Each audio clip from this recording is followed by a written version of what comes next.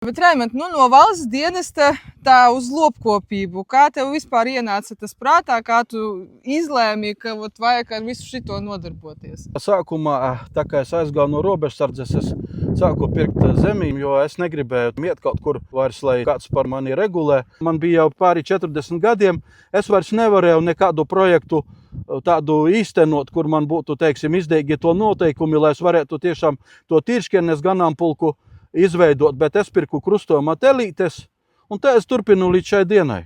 Kas tā par šķirni? Man tagad ir saimniecībā krustojuma šarolē gotiņas, un ir arī tīršķirnes A2 līnija, kas ir domāta tā kā vaislai, kuru uz doto brīdi mūsu valstī visvairāk atbalsta.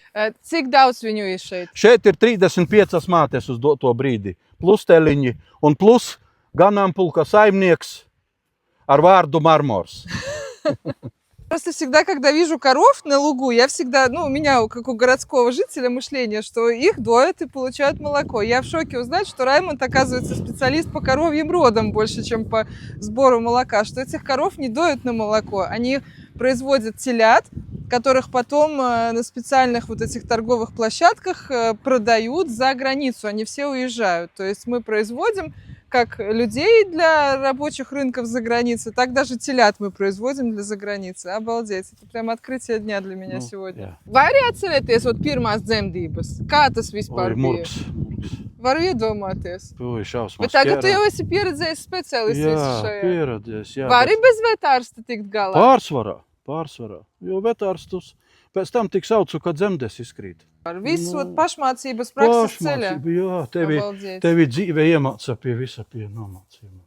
Vispār brīnums. Pirmais vispār izlemt, ka, teiksim, valsts dienestā tomēr, tas ir pavisam cits. Tas ir diena un nakts. Protams, tur tev ir sava alga.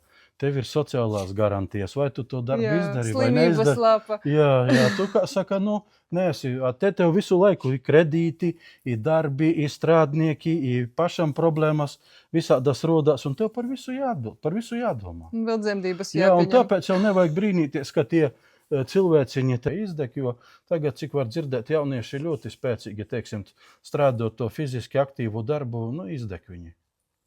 Saprotiet paši, nav jau tagad vairs tik viegli. Protams, ka valsts pārvaldē tev, tu zini, ka tev alga būs. A šeit tu strādā un nezini, vai tu vēl nopelnīsi. Bet nodokļi jāmaksā. Tagad pat mums ir problēma mūsus, kur apkrāpā ar lopiem. Apkrāpā ar lopiem, iedomājieties, ja mani apkrāpos kaut kādi 6-7 tūkstoši, es esmu nomaksājis PVN valstī, bet man naudu nesamaksāja. Tad, lai valsts mums atgriež PVN. Es samaksāju par to darījumu, kur man naudas nesaņēma. Kāpēc man valstī PVN jāmaksā? Neviens mums atgriezt negrib.